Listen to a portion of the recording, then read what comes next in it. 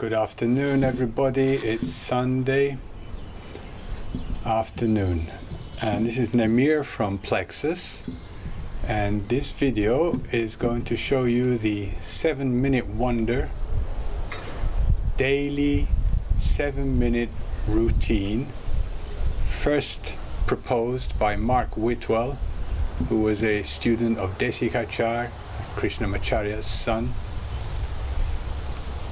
And the idea is that in the normal world, where we are rather busy working, some people who are not interested in yoga as such, as it is practiced mostly today, but who would still like to have the benefits of internal harmony, mental clarity, and emotional peace, can do something for themselves. So the idea is that few people normally, not in the situation we have, the extraordinary situation we have today, few people would object to committing themselves to do an exercise that lasts 7 minutes every day. And this, it is important it is done daily, because the effect of an exercise of concentration, breathing and movement together, the effect is cumulative, particularly on our mental states.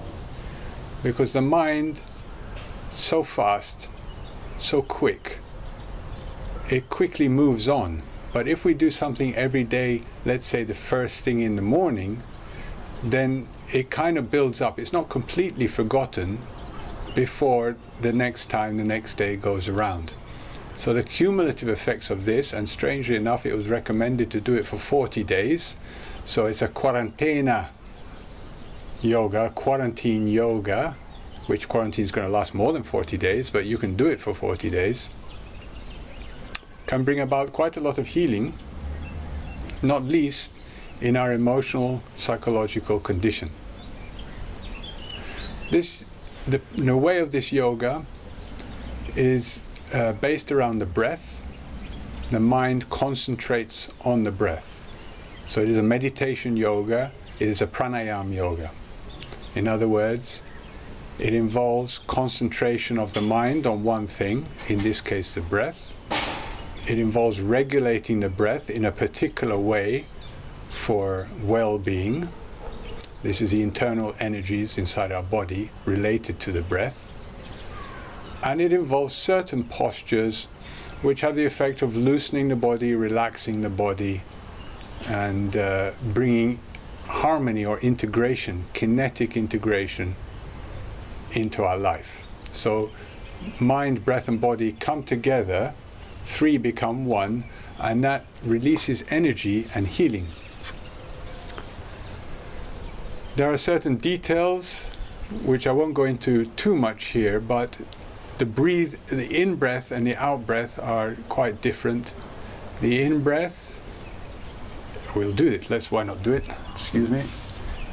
The breathing, you breathe in through the chest. The chest expands. You imagine a balloon. Imagine a balloon or a ball that is caked in mud, and as you inflate it, the mud cracks and drops off. So that caking, that tightness, that restriction is in all the intercostal muscles, is in the heart itself, is in the diaphragms, the breathing muscle that becomes tight and tense when we have anxiety. And so the in-breath is to create space and freedom around the heart. Okay, so imagine, bring the in-breath, forget about your lower area here, just hold it stable and just breathe in. And feel that you are expanding and growing outwards, and there's space and freedom in that space. Okay, that's the in-breath. Then when the breath comes to a natural end, there's a pause. I'll get to that later. The out breath I want you to imagine a sponge, again with mud, this time inside it. Dirty water, mud inside the sponge, and the sponge is inside a flowing stream.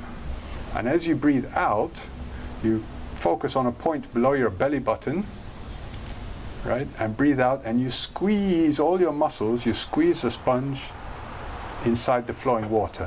What happens? Everything, the mud is squeezed out, and when you relax the sponge, the fresh water goes in. Because beneath the diaphragm, it's an aquatic area. Intestines, all the organs, it's all aquatic, and we build up a lot of stagnant blood in the viscera, and that the venous blood becomes stagnant due to the effect of stress and posture and just being not moving around enough. Okay, but significantly stress. So breathing in, the balloon opens and creates space. Pause, breathe out. The sponge is squeezed. Now the point there to squeeze the sponge is here. Okay, that's where you squeeze. So breathing in here, breathe in. Pause, breathe out from here. Pause, breathe in. Pause, breathe out. Now you'll notice that I say there's a pause. The breath is in 4 parts. Dynamic, or 2 of them are dynamic and 2 of them are static. So you breathe in and it naturally comes to an ending, but there's a pause there and you hold that pause. Then you breathe out, naturally it comes to an ending, and there's another pause. Now that is quite important because your mind should concentrate on the breath. And if your mind is concentrating only on the breath, it's fixed on the breath is coming in, you're breathing in, pause, the breath stops, the mind remains empty, and before a thought comes, the out-breath starts. Then you get to the bottom, again there's a pause where your attention, the content of your mind, which is the breath, is taken away or stops. And naturally you remain with a sort of empty mind. Okay? And there's a big secret which meditation tries to make clear of the nature of the human being. And you do that, and gradually you become aware of what is present when there's nothing, there's no thought.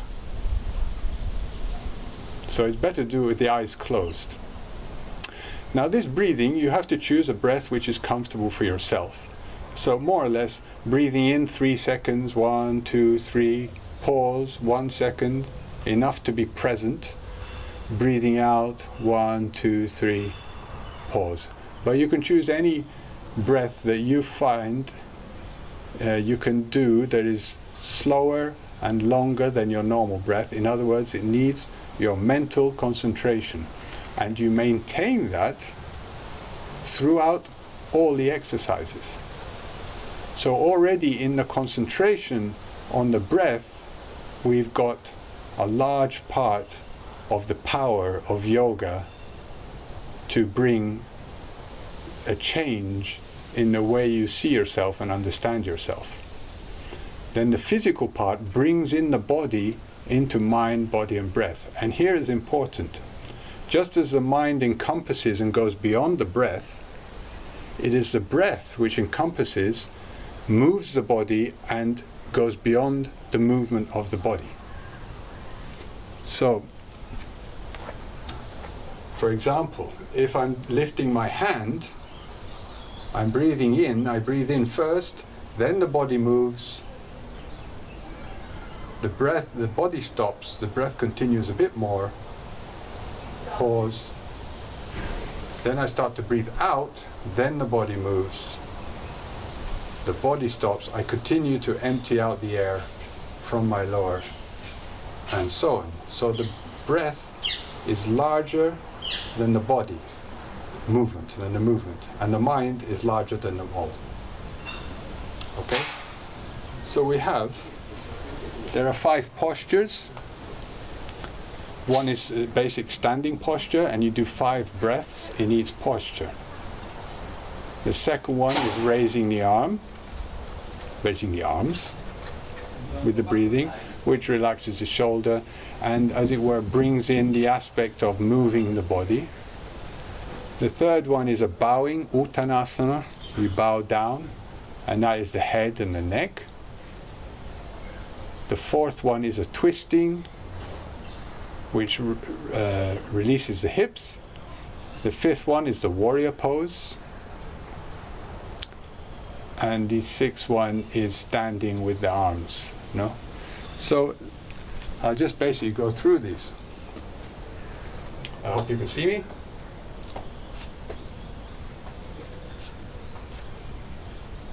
The first is your standing. Now it's important to feel that you're standing. Okay, this is what I added to these, the meaning of this posture is your royal presence. So you stand before reality and you breathe, do nothing. Breathing in, pause, breathing out, pause. Remember, it is a meditation, a concentration. It's quite hard to do. Concentrate on the breath.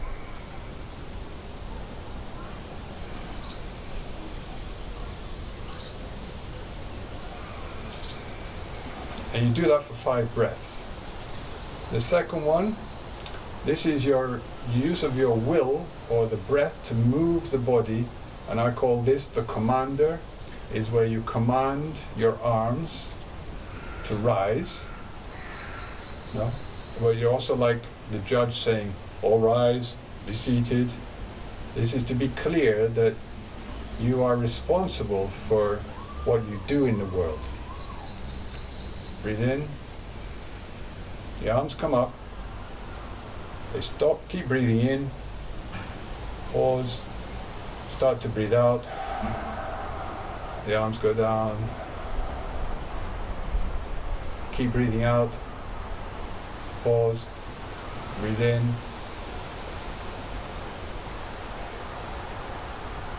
Pause. Breathe out. And you do that 5 times. That's the commander. Okay. The third one is the devotee. This one here is going to work the neck and the spine, and the posture is that of bowing.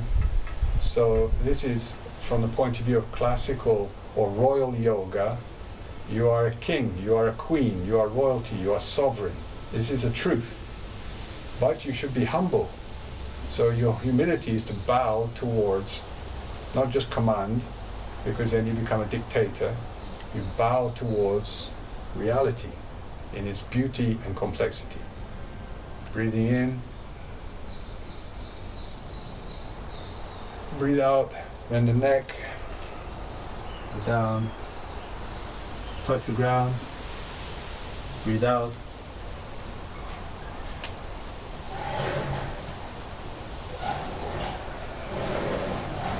Breathe out. Breathe in. Keep your shoulders loose, your elbows loose, your wrists loose, your spine loose, your knees loose. So you do 5 breaths as a devotee, your devotion. Devotion is fundamental for freedom. Now, that's the third. The fourth is the revolutionary or the diplomat. You have to change, okay? Or the tactician. Imagine that there's a king or queen, you step out and people are always throwing things at you or trying to, knock you down because everybody wants to be king. So here you go, you make a big target, breathe in, pause, breathe out and twist and turn and look up to your hand here. Breathe in. If you can't touch your toes, go to your knee. Breathe out. And turn from the elbow. And you hear your hips opening up here. Breathe in. Turn. If you can't go to the knee, go to the hip. See? Breathe in. If you can't go to the hip, just turn. All of this is good for twisting and flexibility. So to be able to avoid in life being hit by the arrows. So this is your tactician. Okay? From here, is the warrior. You turn. Let me turn that way. One leg bent, one leg straight. And here it is, you're the warrior, you have to, in other words, strike. When you need to strike, you have to strike. So, up and down. Up and down. You do that 3 times, change to the other side, up and down. Okay? This is your striking.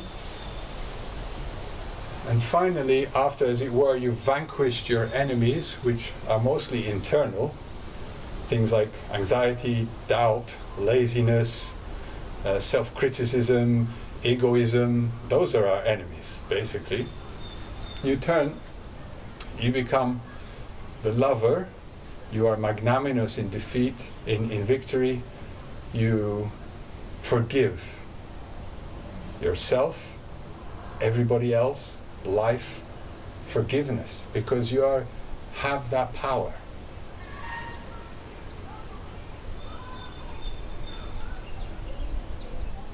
Breathing.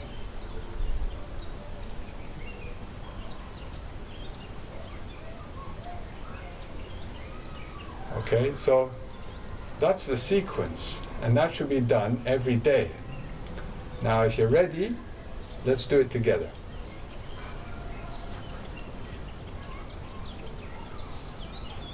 The sovereign. You stand. Breathe in. Out. Breathe in. Out.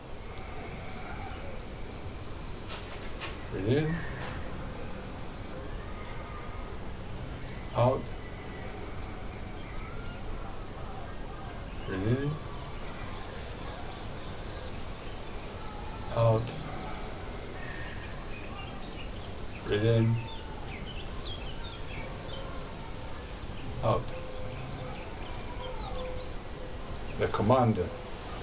Breathe in. If you want, you can stand on your toes. Out. Breathe in.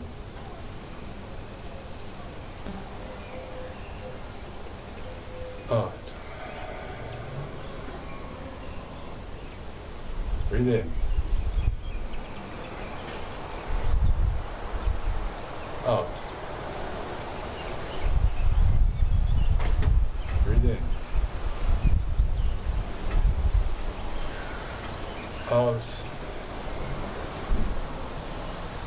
Breathe in. This is will, command. Out. From here, the devotee. Look up to the sky and out. Breathe in. An attitude of devotion, which is acceptance and love.